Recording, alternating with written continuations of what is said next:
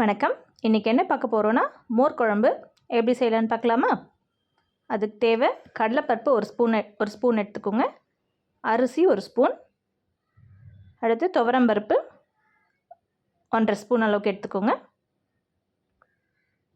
இப்போ இது மூணுத்தையும் கொஞ்சமாக தண்ணி ஊற்றி ஊற வச்சுருங்க. இது ஒரு 3 to 4 hours, ஒரு 3 hours ஊறினா கூட போதும். இந்த பருப்பு ஊறணும், அவ்வளோதான். அடுத்து வெண்டைக்காவை இந்த மாதிரி சின்ன சின்ன பீஸாக கட் பண்ணி வச்சுக்கோங்க. பார்த்திங்களா, இந்த அளவுக்கு, இந்த சைஸ்க்கு குட்டி குட்டியாக கட் பண்ணி வச்சுக்கோங்க. அடுத்து நம்ம இப்போ ஊற வச்சோம் இல்லையா, இந்த பருப்பு அரிசி ஒரு 3 hours ஆகிடுச்சு. இப்போ அதை நல்லா ஊறிடுச்சு. இப்போ அதை ஒரு மிக்ஸி ஜாருக்கு ட்ரான்ஸ்ஃபர் பண்ணிடுங்க.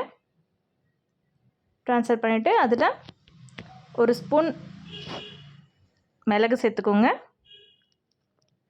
அடுத்து சீரகம் 1 ஸ்பூன் சேர்த்துக்கோங்க.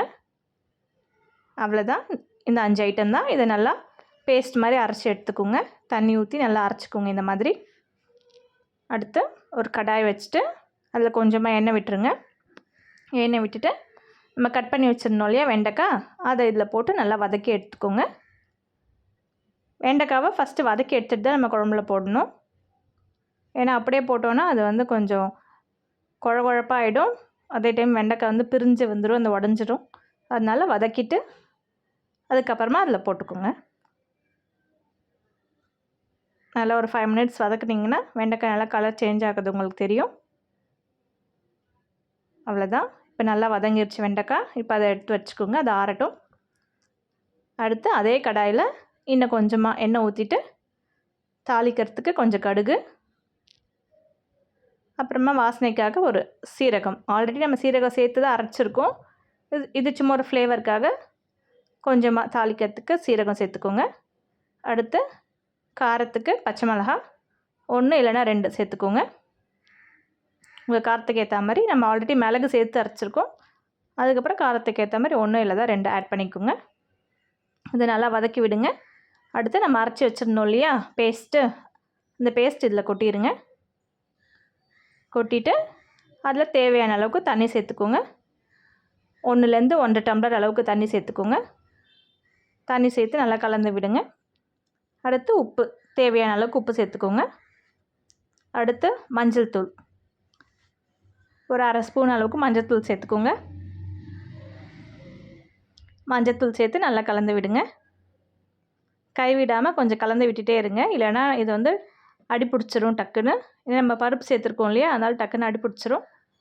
ஸோ லைட்டாக அதை கலந்து விட்டுட்டே இருங்க. அப்புறமா கருவேப்பிலை ஒரு 2 கொத்து கருவேப்பிலை சேர்த்துக்கோங்க. கருவேப்பிலை சேர்த்துட்டு நல்லா கலந்து விடுங்க.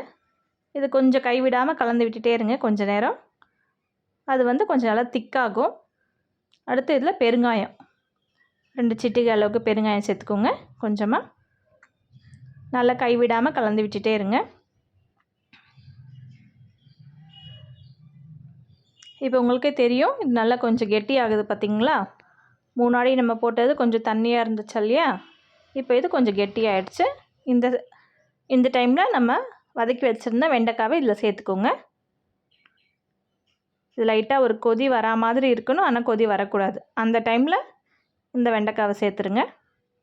சேர்த்துட்டு இப்போ ஒரு 10 நிமிஷம் போல் இந்த வெண்டைக்காய் கொஞ்சம் வெந்து வரணும். ஆல்ரெடி வதக்கியாச்சு, இன்னும் கொஞ்சம் போல் அது வேகணும்.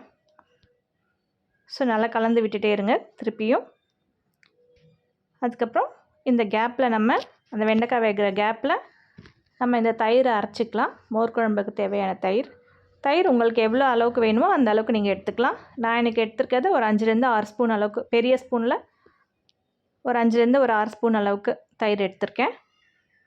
இந்த மோர் குழம்பு ஒரு 5 பேர் சாப்பிட்லாம் தாராளமாக. அந்த தயிரை நம்ம மிக்சியில் அரைச்சி வச்சுக்கோங்க. ஏன்னா தயிர் அப்படியே ஊற்றக்கூடாது, அது ஒரு மாதிரி திரியாக இருக்கும். அதனால் அதை அரைச்சி தண்ணியாக ஊற்றிடுங்களாம். இப்போ இங்கே பார்த்திங்களா, குழம்பு இப்போ நல்லா கொதிச்சிருச்சு, வெண்டைக்காய் நல்லா வெந்துருச்சு. ஸோ இதை அப்படியே ஆஃப் பண்ணி வச்சுக்கோங்க. அதை ஆறணும்.